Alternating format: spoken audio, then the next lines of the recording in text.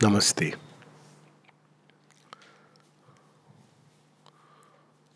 So, 1947, 1948, the years were inching closer by, and Shobindo's main work, which was, as he speaks in his five dreams, the main work, the leap from the human to the next evolutionary stage, was getting delayed. The two great wars were there for that, then freedom movement, all this had come to delay the work in at one level. And these were all important and interconnected works. So that's what he says in his five dreams, that first thing is India must be free. Because if India is not free, who will bear the torchlight for the world? So he had put his spiritual force, even physically, release the lines through which India's freedom would take place, initiated the great ideas along which the freedom movement should take place. All these writings we read, passive resistance, boycott, Swaraj, all of them are there in Bande Matram. This much before Gandhiji came on the scene. So he had already set up all these lines. When he was asked also, why did you move to Pondicherry? He said, because India's freedom was assured and the lines along which it would lead to freedom were all foreseen and done. So he had done that work. Still, he had put his spiritual force so that it comes through minimum distortion, minimum problems, but then human and the divine. This is the beauty of the play, or the charm of the play, or the danger of the play, because it's a conscious evolution. So, human consent, human collaboration is necessary. And if we had accepted the Cripps proposal, it would have been a different India, unpartitioned. But we didn't heed to Sri Aurobindo's advice. The result is a partition, and all that followed. That too Sri Aurobindo absorbed within himself. Then the Second World War. The second thing which his dream was the rise of Asia. That too, during that time we see it had begun. The rise of Asia had begun. Third dream was a dream of human unity. And that dream, the Second World War, was just the very opposite. And paradoxically, the forces of unity worked to come together to slay or to save. So there were countries which got together, extremely divisive forces to destroy the world order. And there were forces which got together to save against the onslaught of destruction. But just like in the Mahabharata, the divine used both. When Sri Aurobindo was asked if divine is present on all sides, then like in Kurukshetra war, so what about the Second World War? It was so gruesome, so macabre. One can't even imagine. All the, I think, 10 Mahabharatas would pale into insignificance when you compare with just the Second World War. In terms of the widespread conflict, in terms of the cruelty and the torture, all said and done, they still had some sabhyata left in these people. Night time, they will not fight, and they will not torture. One Abhimanyu, and it became a news which tilted the balance. So this was the worst war humanity has perhaps ever seen, at least not in the last. I mean, Mongols, yes, but it was like the Mongols and all these invaders, the Mughals, all these came together. The torturing forces that came from Portuguese into Goa, all these as if came together and turned into a much worse thing, supported by the abyss. And this was the kind of thing that took place during Second World War. Yet something happened in the process, and that was they did one task, and that was they broke the old world order completely. It left men totally confused as to which way to go. This was the neat world they had imagined, and that world built by science, technology, positivism, and all that faith, it just collapsed. So there was a state when people didn't know where they will go, and during that phase, as we were recounting those lines from Savitri, a giant dance of Shiva toward the past, and subsequently, at the same time, I saw them cross the twilight of an age. So they were children wanting to come down upon earth because they saw now the ground is ready. But was the ground ready? No, there was still the old fiefdom in the masses of human consciousness. Their strong representatives, the Iron Dictators, in one of the poems, Sri Aurobindo says, the gruesome four, which are the shadows of the original four. They were still active upon earth. And the mother speaks about them, but that story is a little later. So this was still going on, and something had to be done to completely prepare the ground. So, what is the way if light confronts night? Night will not come to light because it knows to meet the light, it means it is going to be annihilated. So, it is only possible to annihilate the night if light is ready to invade. And this invasion may look very easy. But just imagine the sunlight can reach everywhere, but try slipping into a cave, try slipping into a hole where snakes are dwelling. It's very difficult. It just doesn't allow passage. Sunlight, which is the most powerful light, it comes to all over the earth, but to enter into those holes. So these are the holes and caves of subconscious darkness in which these dasyus and panis, as it's called in the Vedas, they are hidden. And we have the story of Rishi Agast who drinks the ocean and suddenly, with the power of the world, breaks open the layer of these forces, and then Indra's thunderbolt kills them. So Aurobindo was drinking the ocean of the world with all these world forces in the turmoil, and as we were saying last time, that it is because he drank the poison, what may have turned into a terrible crisis. You can't imagine, see, if between two human beings, if there is a fight, how long do they remember it? They remember it sometimes for till their last breath. I have seen people. This was a clash which included nations.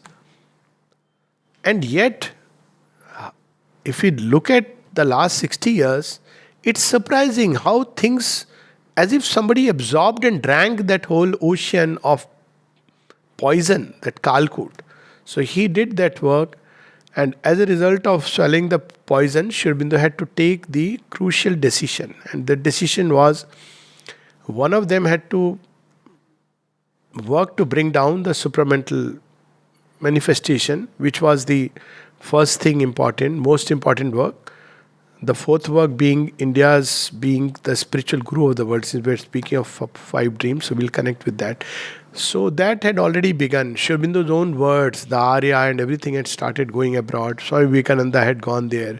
So that part had also begun. But he says the fifth and most difficult dream is the leap from the human to the superhuman. That is the definitive change.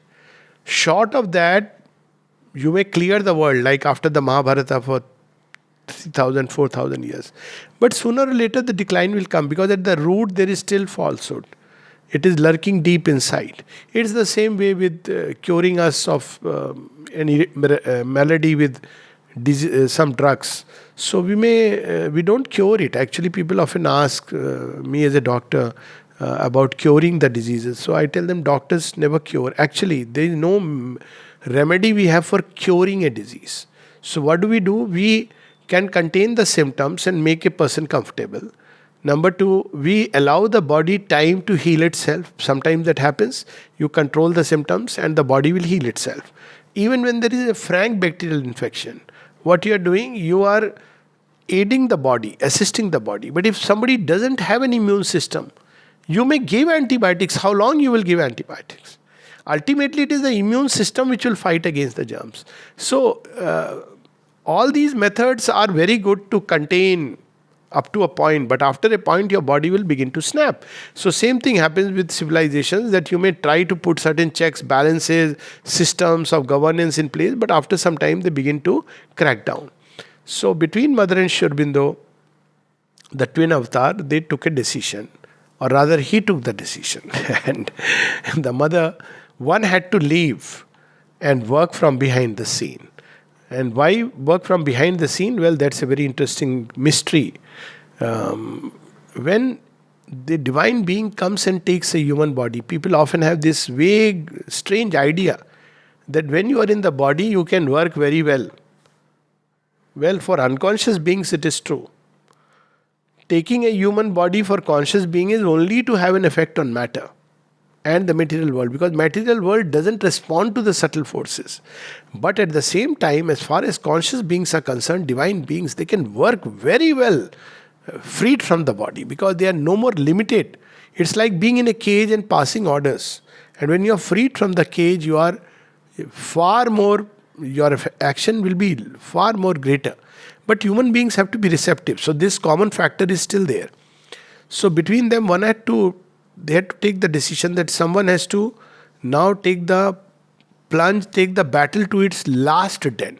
Death of Hitler, Stalin, Mussolini, and many other Chinna Hitlers, they don't mean much until the roots of evil, even in its own den, is defeated.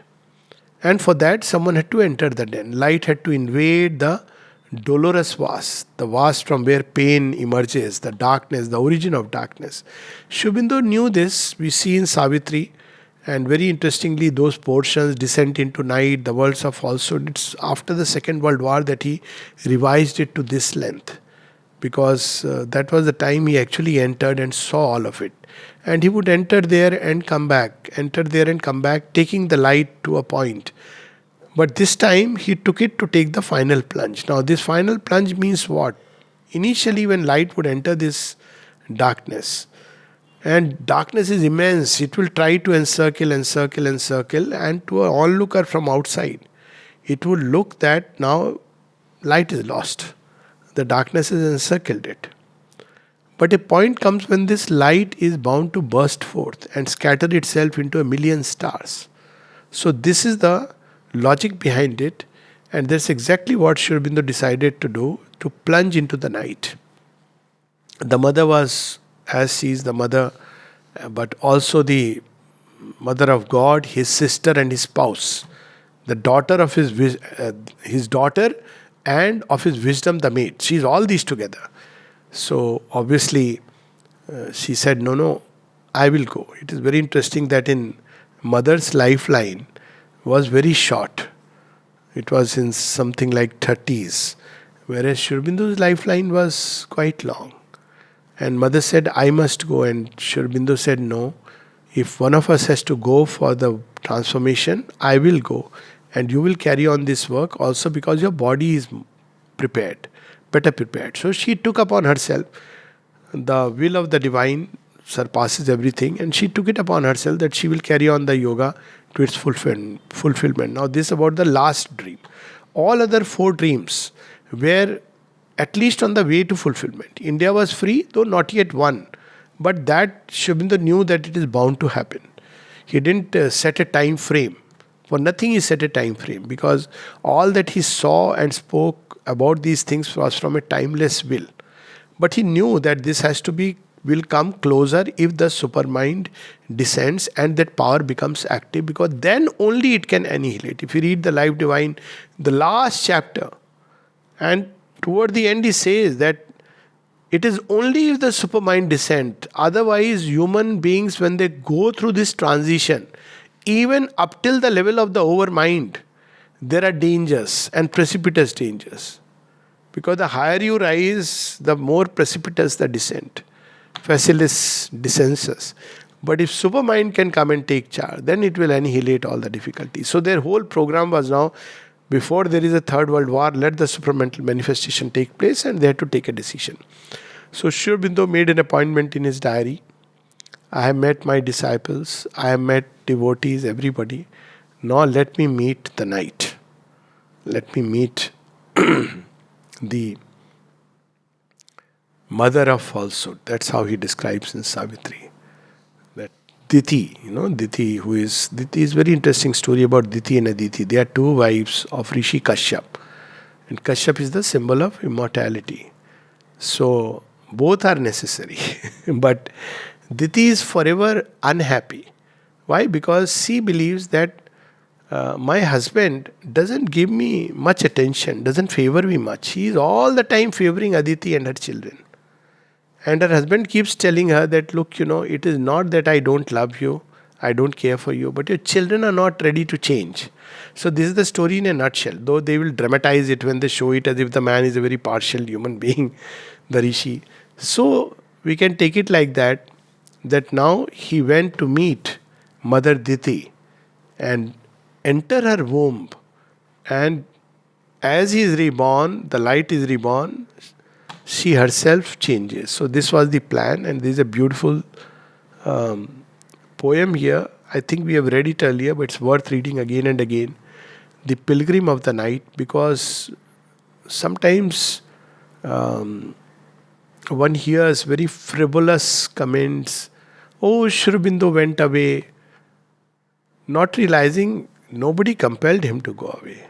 He made a choice, and it was a tremendous choice. It is thanks to that choice that today we have the new world possibility within us. And the only way we can understand 5th December is to be full of gratitude. There is no other way, because it's a tremendous last sacrifice where, as the mother put it, to hasten the collective realization, he sacrificed the individual realization. Nobody had compelled him. He could have, like any other yogi, just blaze through the entire thing. But if you read the Life Divine, you understand that only Aurobindo, only you can do it. If you read through when he speaks about Gnostic beings, Gnostic life, it's like even for spiritual beings, saints, sages, it's too vast to be even comprehended. So, mother came, he gave the charge that prepare these children. So that was the work given to her. And so he said, now let me go and meet the night. The ashram was established, India's freedom was secured, the disciples had come, at least a small sample representative had come. There was enough for them to be guided for centuries. And so he said, now all these works for which the avatar had come, sans the supramental manifestation. And that too, since he was experiencing it himself, he knew that the certainty that it will touch matter and stay with it. But the finality had not had happened, so he took that, wrote in his diary, I am coming to meet you, O night. And that we find in this poem. I made an assignation with the night. In the abyss was fixed our rendezvous. So night says, yes, come, have dinner with me. Where? Come to my den. What will you serve me? Fear, terror, grief, acrimony of the world, mockery. The world will mock at you. That's how it describes in a God's labor, no? That how they mock at me, both gods and men. They say that all that you say are a Shimra's dream. So this is how the world will mock at you. You will have to take all this food. Because you are coming to meet me, I will serve for you a banquet. And all the poison of the world. Are you ready? So he says, in my breast carrying God's deathless light, I came, her dark and dangerous heart to woo. So he says, yes, I will come. And then to go there, I left the glory of the illumined mind. You have to leave all that behind. The mother did the same thing in a different way. When we come to that part, we'll speak about it. And the calm rapture of the divinized soul. His soul had realized its utter identity with the divine. So divinized soul. And travelled through a vastness dim and blind to the grey shore where her ignorant waters roll. So he is now standing on the borderlands of ignorance where it will take to the inconscient. I walk by the chill wave through the dull slime, and still that weary journeying knows no end. He has been called to go there, or he is going uninvited, but there is that assignation with the night. And it's taking him further and further and deeper, because it's abyss, shadow of the infinite. Perhaps experiencing this abyss, people spoke about eternal hell. Because there is a state where you get a feeling that it is the end of all things and this is eternal, it is not going to end. This is what the suicidal people experience in extreme depression. They feel that my misery and suffering will never end. And this feeling that it will never end comes from this abyss. It gives a sense, it erects a false eternity of its own world. And when people are caught in it, they believe that this suffering can never end. It is eternal. So that's how it pushes him on the verge of despair and losing hope. They actually plunge into the abyss which has drawn them, woven a net around them. So, and still that very journeying knows no end. A thing about the yoga here, that many times in the spiritual journey, in Sri Aurobindo and the mothers, even otherwise, Sri Aurobindo says that there is no yoga, that is no yoga which is easy like French without tears. So yoga by its very nature, even ordinary yoga, you have to take on a lot of onslaught of these forces. And if you look at it, that's why not all are initiated into yoga. In ancient times, there was a strict rule. Even to enter the ashram of a rishi, to get enrolled, you had to, in some way or the other, pass through a test or prove your credentials. It was not like you just go read a book and okay, now I am. So there were those who were book carriers, who were by oral tradition, they remembered the book. But the rishis who initiated people, it was a secret ceremony. That's how, because it's not for everybody. Now everything is available for everyone. But one must understand that the call must come. Till then there is a preparation, which is fine. Reading books is a preparation. Coming here is a wonderful preparation. But the touch has to be received where one knows I have the call. And what does the call mean? Sri Aurobindo says one should be ready to endure everything. Because it's a journey where the fight can become merciless. And yet, he who endures with faith, he goes through. Not to the end, but beyond the end. So, and still that very journeying knows no end. Lost is the lustrous godhead beyond time. There comes no voice of the celestial friend. You feel the presence is veiled. You feel that, where was that state? And I've heard some of the old time sadhaks, and quite very, who had really led a very wonderful life. And one of them was asking me, it was a very touching thing, I didn't have words to say. He said, why is it that nowadays I don't feel that way? I used to see Mother and Sri Aurobindo, I don't see them now so often, and I don't...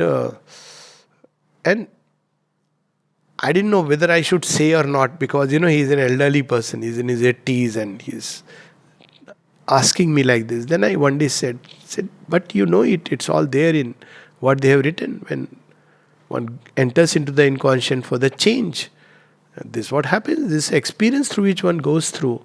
But then the difference is that in the sunlit path, because you have realized the psychic, so you go through it smilingly, cheerfully. That's why the importance of realizing the psychic.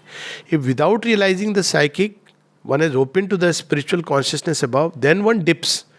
It can be very unnerving, because the gods above cannot enter there to your rescue. But if the psychic is, once it is realized, then no darkness can ever veil the presence. So this is the importance of, in Sri Aurobindo's yoga, one of the importance, to realize the psychic as the first thing before one talks about other things.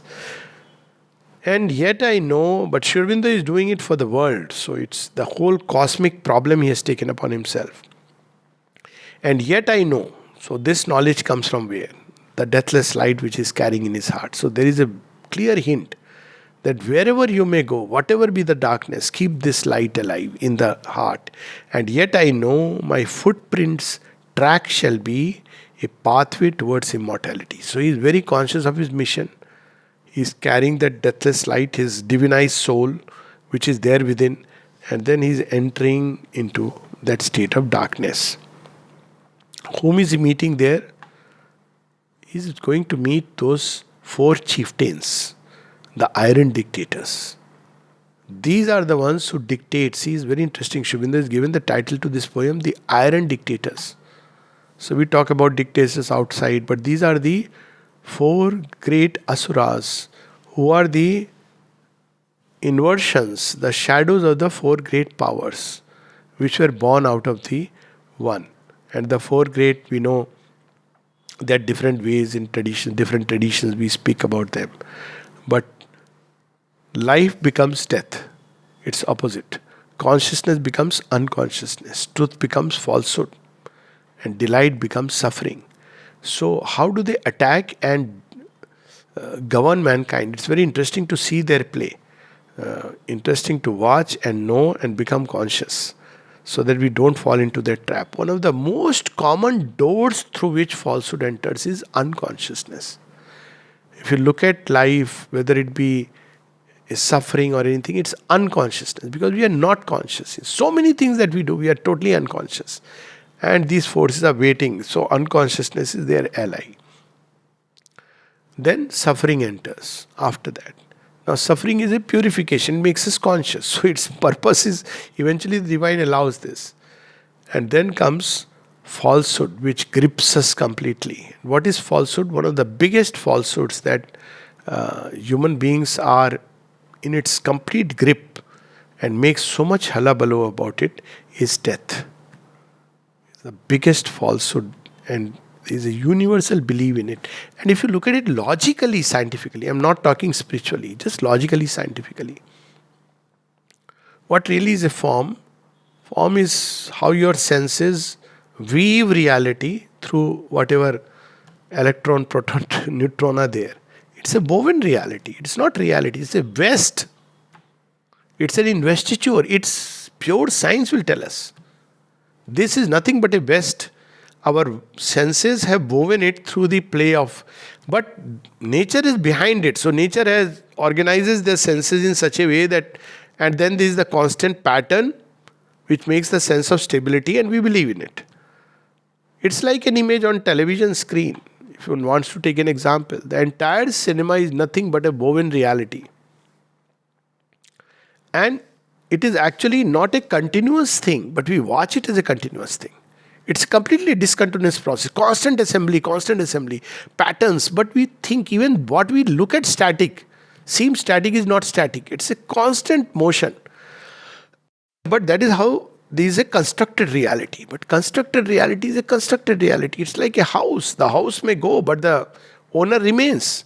And yet, because we are so much occupied with the grip of this shape, form, name, norm, that we completely forget that this is not reality. And we start believing in death because this it disintegrates. And this it disintegrates, that there is a purpose in it, because when it disintegrates, then a new building is built up because the soul within never gives up. This is the whole story. But falsehood, what does it do? Terror, fear. You are this, you will finish, you will go away, you are going to die. And this, what is called in Indian thought as the Atma-bodh, has been one of the big problems and challenges. While one has to work upon form, because form has to become manifestation of the spirit. But turning form into a means to manifest the spirit is very different from being afraid of death or destruction of the form. It's like plasticine. If something goes, you can rebuild it. And the mother says that those who want to conquer death and build immortality here should not be afraid of death. This is the first condition. If you are afraid of death, I had long back somebody walking into my clinic and asking, whatever he was saying something, I have this problem, that problem. It was full of fear. So early days, so I didn't really much understand the milieu this way. So I said, but why are you so afraid of death? Taking it for granted that anybody who has come here would be freed from death, the fear of death, all these things. So I said, but why are you so afraid of death? He said, sir, but because I am afraid of death, I have come here. So I said, this logic I must understand. I said, why? If you are afraid of death, sir, this is the only place where I believe I can become immortal. So then I asked him the question, which I will become immortal? Sir. I want this to become immortal. I said, oh, so you are afraid of death. So I said, they don't go together. First realize the immortal self inside. No, sir, this is the only place where I can become immortal. In this I will become immortal. So this fear of death drives people in strange ways. So one of them is that they start looking upon death as such a big reality, fills them with fear. Forms disintegration are taken with so much shock, disbelief, dismay, as if everything is lost. So all this is like a network of forces which is woven around us. So these are the four terrible asuras who rule the earth. And there is a poem called the Iron Dictators. And they completely veil the divine presence. Or so it seems. In Savitri, there is a passage toward the eternal darkness where he describes that. You get a feeling that even Savitri for a moment looks like Satyavan is lost from her eyes. So it's not to be underestimated. One should never want these things, but Aurobindo is reminding us, and of course he has gone through it. This is an autobiographical poem. I looked for thee alone, but met my glance, the iron dreadful four who rule our breath. They were the ones who had created the world war. Masters of falsehood, kings of ignorance, high sovereign lords of suffering and death. So these are the four who rule the earth. And when many of us who grow up with a certain idealism, when we are very young, we innocently believe that whole world is, everybody is ideal, everybody is wonderful. And slowly you discover that deceit, cunning, cheating, this is a way of life. People live in it, breathe in it. Just once again to share a little as an aside, somebody was saying with regard to the recent pandemic, but the great scientists in, the people in charge, administrators, heads of this organization, I won't name, because this organization and that organization, they are saying such things. I said, yeah, they must be very saintly people, absolutely governed by truth. He said, what do you mean? I said, look here, they are doctors, right? Now doctors, you don't know what happens in practice outside. Doctors are flooded with fridges and TVs and this and that, and it's a fact I'm saying. I know what happens. So, why? Just to write a prescription. Nobody tells them that you write.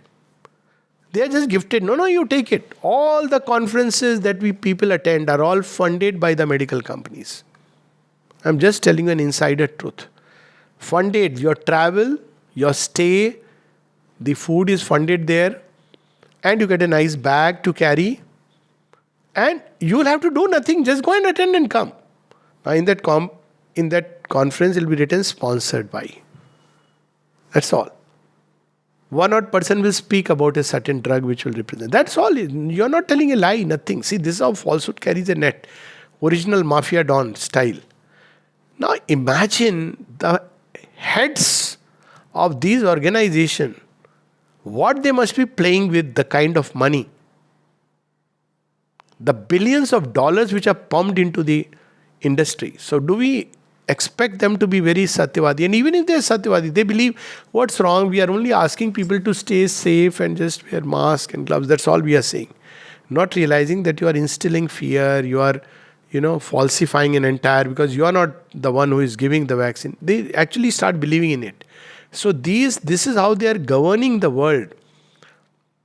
High sovereign lords of suffering and death. Whence came these formidable autarkies? Autarkies? Because they are totally cut off, separated and independent from the divine. They have declared. But how much ever you may cut, the divine will reach there. So one of the work of Aurobindo was to restore them to their original pristine glory. He is going there not to finish them. Because you cannot finish. You have to restore them. So that's why transformation. Actually, the divine cannot destroy anything in that sense. What you can destroy is certain forms, certain formations which they have taken. But the ultimate remedy has to be transformation, because they've emerged from that and they derive their strength still secretly from that. It's like whether it be good or evil, it draws its strength from sun. So, if the sun decides I will withdraw my force from earth because a lot of people take me in and do evil, earth will be destroyed. And what does it mean? It means that it will once again start the whole process. You cannot, and again the same possibility will come up. with the same thing, because it's the whole cycle. So you cannot destroy, you have to transform. Just imagine that he is going there to tell them that I have brought a message from the one with whom you have separated and declared yourself free. So what is the message? I'll give you true freedom.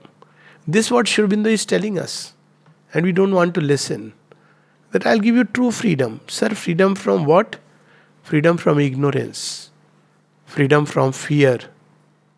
Freedom from death. Freedom from suffering. Freedom from pain. Sir, sounding too utopian. Can we have your prescription? Aspiration, rejection, surrender. Sir, can you tell us something concrete, like I can, sit and do this? And can you give in writing how many years? I want a document signed. This is our mindset. How we operate like that.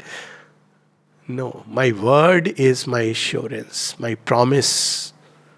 Sir, we have learnt upon earth the earthly ways. We have stopped believing in promises. Nobody ever keeps, including us. So your promise, we don't even know you. We hardly see you. And you want us to believe in your promise. Yes, my child. It's the eternal promise and I have always kept. Sir, what is the proof? See, I have kept coming to earth again and again. Just to awaken you, to take you back. So this was one of the works. So he's going there with this message, I'll give you true freedom. But that freedom is to unite yourself with the will of the eternally free. There's the only one kind of freedom. There is no other freedom. To unite ourselves with the divine is the only freedom, true freedom that man can ever have. But this union has to be out of his own apparent free will. That's the interesting part. So he goes there. Whence came these formidable autarkies? From what inconscient blind infinity? Cold propagandist of a million lies. At one place in the world of falsehood, Sri Aurobindo says, the children of darkness in their giant, the sons of darkness in their giant studios of creative death. How to make people die, creative deaths. Noble ways. The most noble way is tell them this is going to give you life, creative death. So here he says, cold propagandists of a million lies. They will say ruthlessly. There are people whom you can detect, jhut bol raha hai. That means the person is a novice. After some time, they say it with such a smile, you can't just make out that there is a lie in it. How can such a sweet, smiling person tell a lie? That is the kind of deception involved. Dictators of a world of agony. You buy that lie, okay.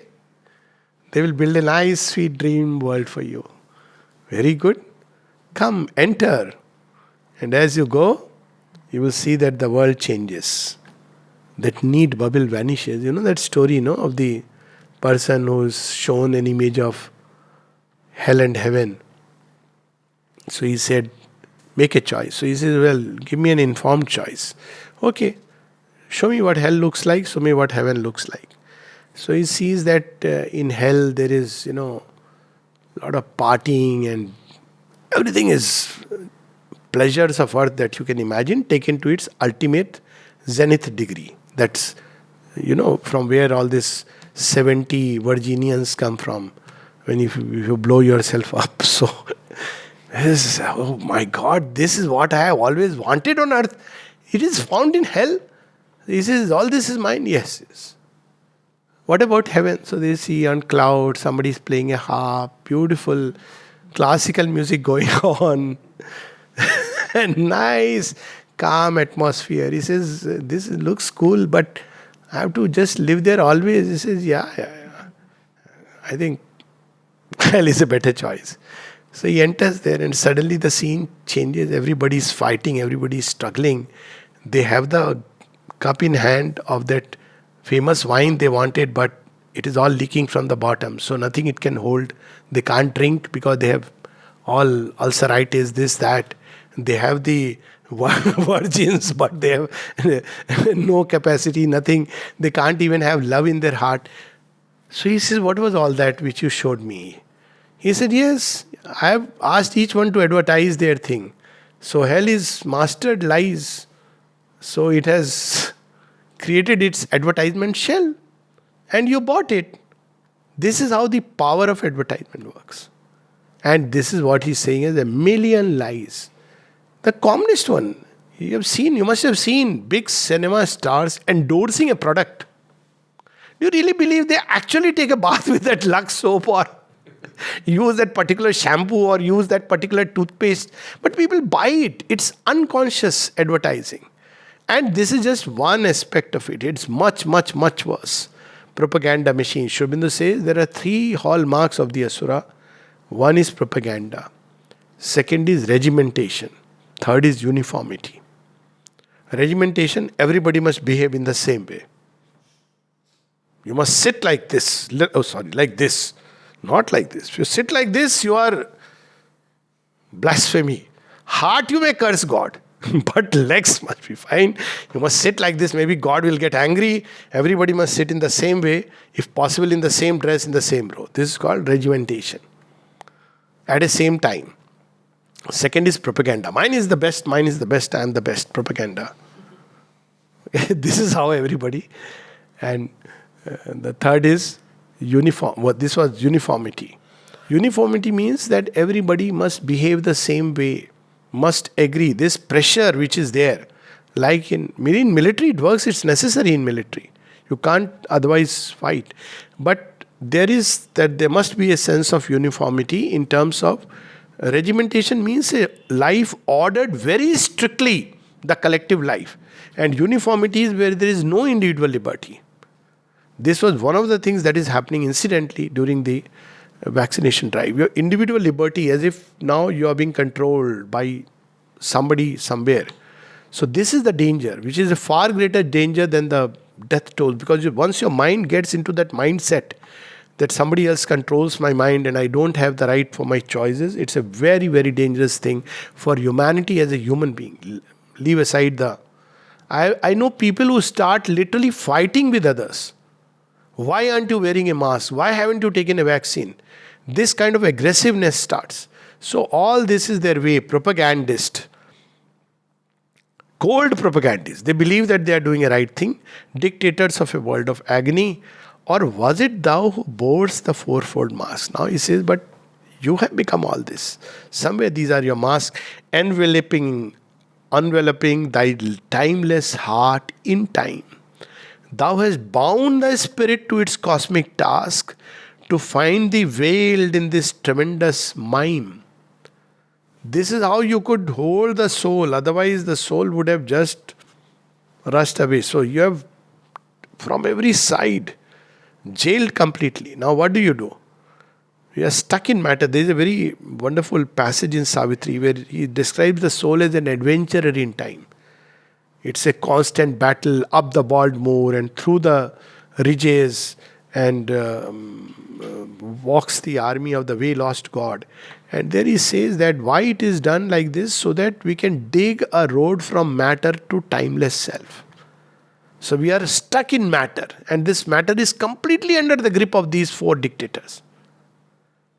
It's only when you believe matter is the only reality that you can experience all this. So it is fully in its grip. So what happens? Human beings try to search a way. In that process, they find something or the other, little, one step. In between, God comes and says, look here, there is a door here, there is a door here, look here. Sir, we are too confused. All the journals are saying there is a door here, there is a door. Now you are also saying there is an inner door. Sir, please don't confuse us. This is what is happening because there are so many opinions. That's how people say. According to Aurobindo, according to Heidegger, according to this. See, this is the way you finish a truth. He says there is a door. Yes, there is another door, there is another. Then a human mind, an average human mind is totally lost. He says, yes, everybody is pointing a door. Which door shall I open?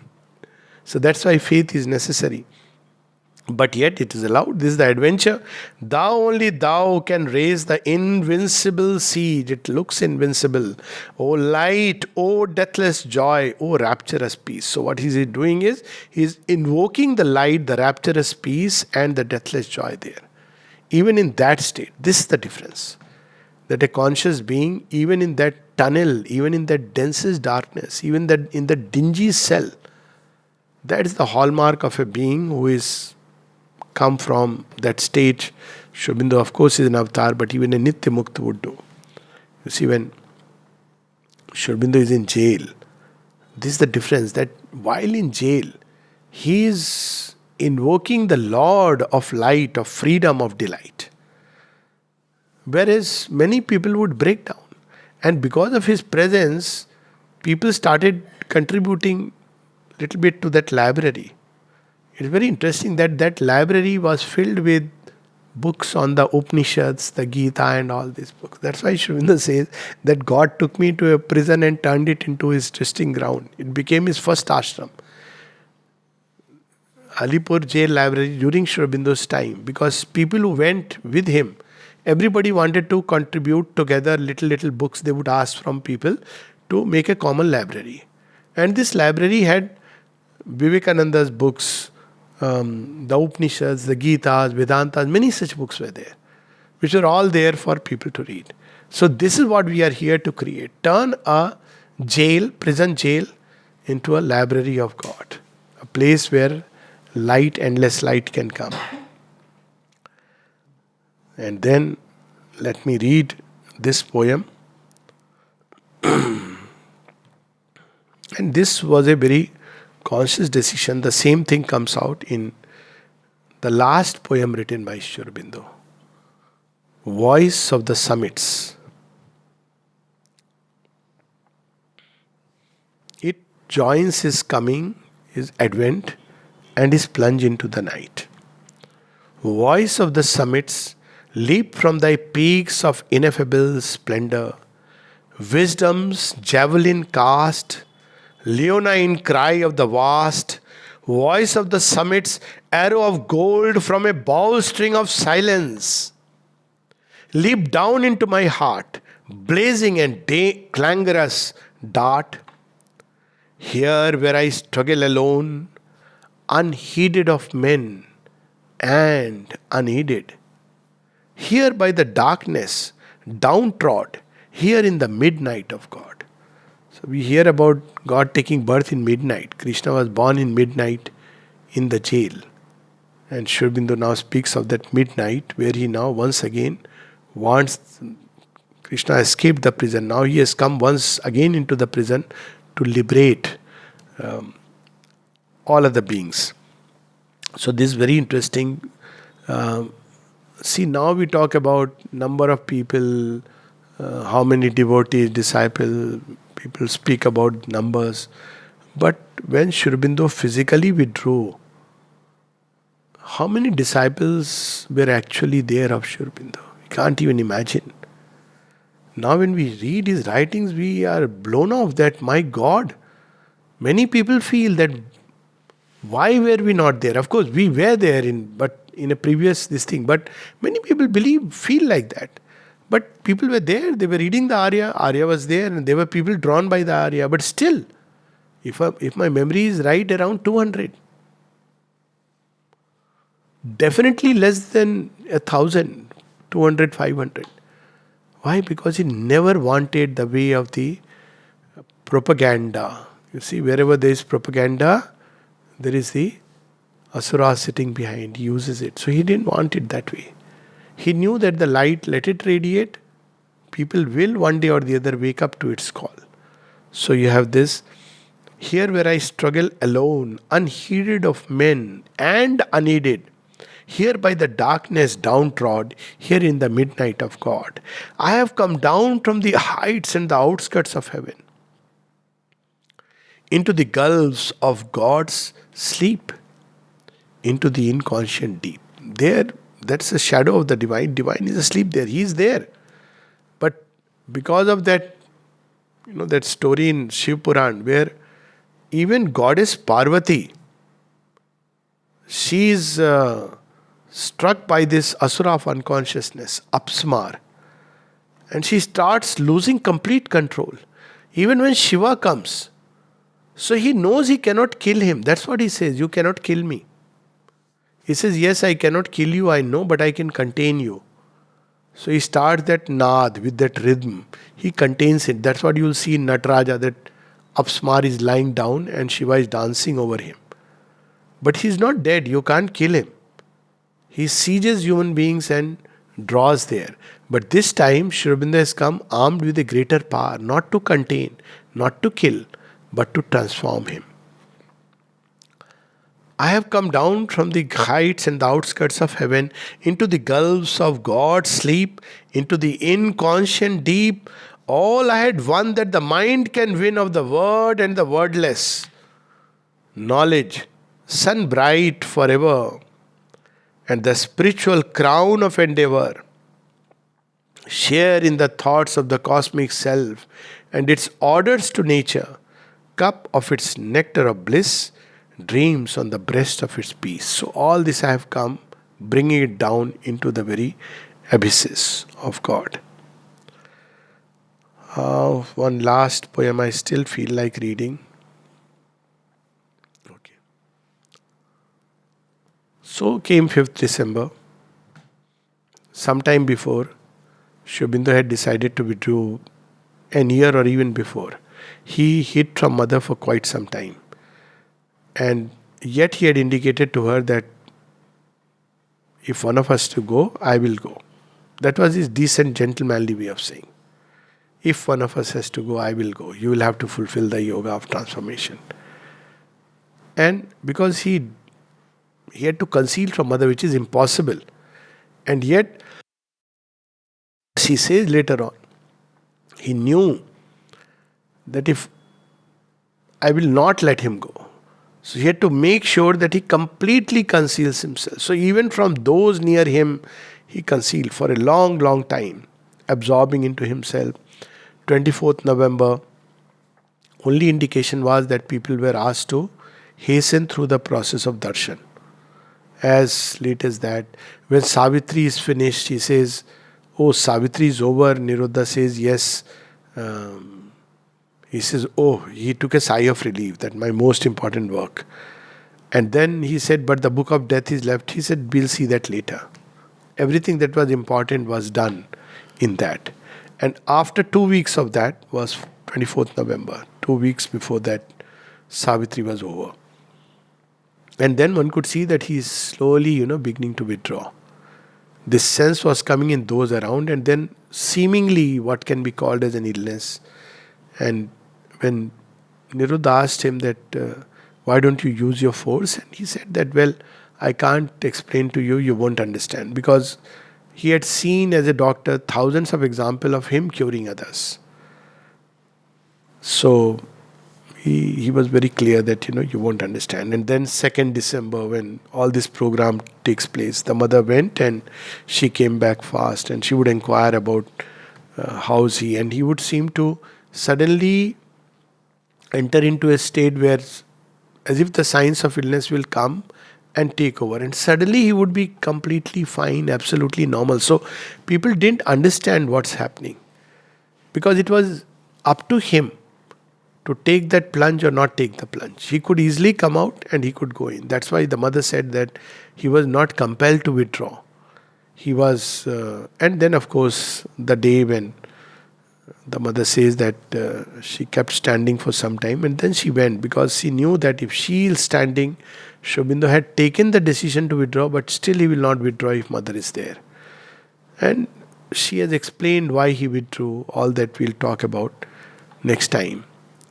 And then 5th December, just a little after midnight, 1:26, he withdraws early morning. The mother came to know. She comes immediately, and then all the rest follows, which is for later. Many people feel this is the end of 15th August 1872, 5th December 1950. Sri Aurobindo has written everything about the past, present, future. He is not limited. His action is not limited to 15th August 1872. It doesn't start from then, and nor does it end. In fact, it has increased, if anything. But all that we'll talk about in the next or next to next session. But here is a little poem. We'll just read quickly a few lines and then stop. The poem is The End. This is a poem, unfortunately, somebody had quoted as if this poem is about, uh, you know, a kind of state where eventually you take it that, okay, death is the end. But if you read through the poem, it's just the very opposite. Is this the end of all that we have been and all we did or dreamed? A name unremembered and a form undone. Is this the end? Note, Aurobindo has this beautiful, wonderful, divine way of expressing things, sometimes just with a comma, sometimes with a question mark. And that's why Mother was so particular, not a comma is to be changed.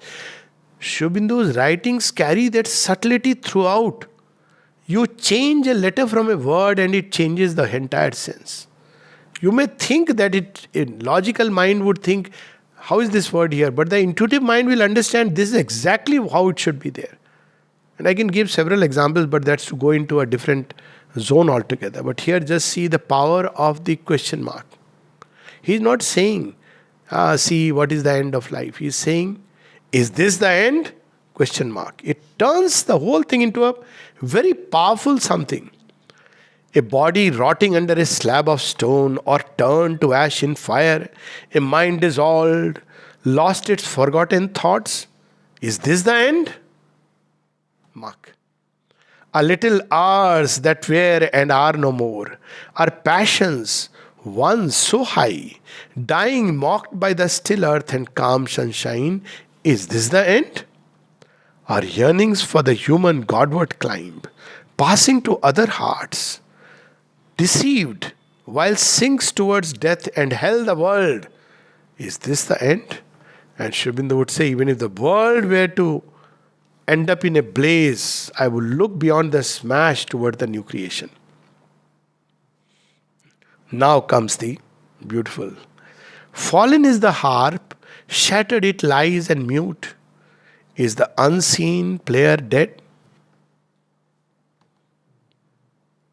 I remember once in a meeting, people were speaking similarly. There is no word for 5th December except divine sacrifice. Death, departure, all this, I don't know why people write.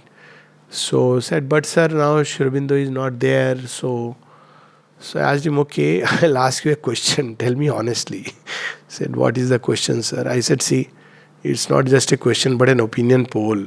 There were some 80 people in the camp. I said, tell me, first you tell me, sir. You said that on 5th December. So Aurobindo is gone. So what is there? So I said, tell me, I am asking question, is Krishna dead? And I said it with a certain force. And I said, no, you can say that Krishna is dead. Just speak out. Let's hear that. No, that is, no, I'm not saying about Krishna. I said, no, you let me see whether you can. Technically, scientifically, that's what people will say. Then I asked, is there anybody in the crowd who believes Krishna is dead? Nobody says yes. I said, 4,500 years event. This is just begun. Aurobindo's Leela has just begun. So he's saying, because the trees felled where the bird sang, must the song too hush? The bird and the song continue. One in the mind, who planned and willed and thought, worked to reshape earth's fate. One in the heart, who loved and yearned and hoped. Does he too end? He's reminding us that yes, Aurobindo, the form, the material envelope, that's how Mother put it. If you read that prayer on the Samadhi, to thee who has been the material envelope of our master. She's not saying to thee who has been our master. Yes, the envelope is so beautiful. We love it because it's of our master. But who is the master? He dwells in every heart. He dwells in the heart of creation. He is there in the very dust of, this earth. So he says, the immortal in the mortal is his name. Don't forget, whom are you speaking about? The immortal in the mortal is his name. An artist godhead here ever remolds himself in diviner shapes, unwilling to cease. You may give up. His venture is since creation began. Till all is done for which the stars were made, till the heart discovers God and soul knows itself. And even then, there is no end. Finally, he answers the question. So it's all language of our ignorance. Sri Aurobindo on 5th December withdrew, departed. Some people write the crudest possible word. Death is a word we should stop using actually in this way. We are giving strength to a reality. And by that we have created a being out of nothingness. That's how Mother describes him. We have turned him into a fat fellow by feeding him. There is nothing like that. Forms dissolve and new forms are created by nature. But we have created, just like we have created annexes. Sri Aurobindo speaks of it in the Life Divine. Human ideas of good and bad and heaven and hell have created spaces because human mind is a creator. It has created such spaces where after departure for a while it may go. Mostly in hell. Because, everybody is burdened with this. Oh my God, secretly everybody believes he is the greatest sinner, though otherwise pointing finger at others. Mother says that once she had taken so much time just to free a man from this idea.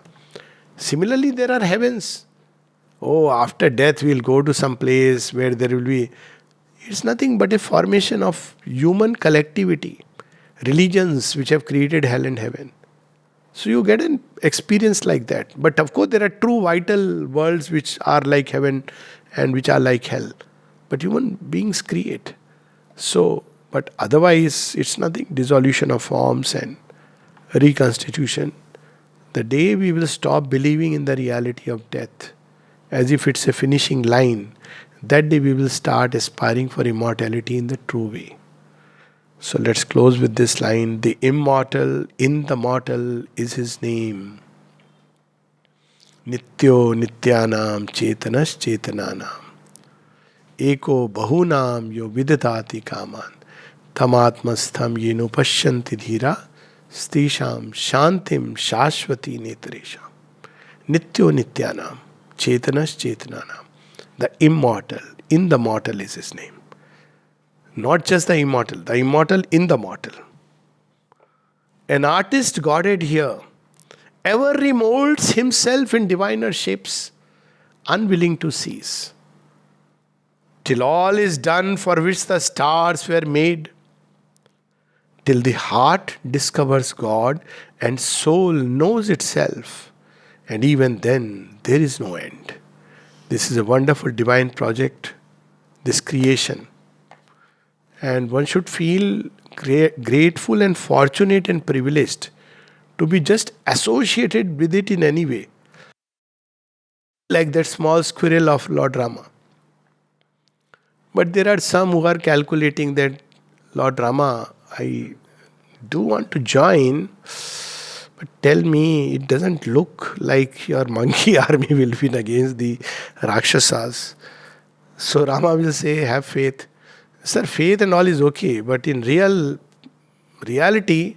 the Rakshasas we have heard in Ravana's army are 52 yards tall, huge. These monkeys. Rama will say, at least I know one monkey in this army. When he was hit by Ravana, he only went on his knees. But when he hit Ravana, Ravana was totally unconscious and had to be taken away in the chariot. This is the actual story of Ramayana. Hanuman and Ravana story. He says strength does not come from there. You know where did that monkey get his strength from? He got his strength from the God who dwells within his heart. So if you can have faith in that, join this project. How long will it take? Don't worry about it. But if you don't have faith, keep counting. One day you will see the victory is won. Then you will say, oh God, it happened? It's over? Yes. But for those who have entered the play consciously, Sri Aurobindo would say, the mother would say, you have shared the struggle. You will share the joy of the victory. Namaste.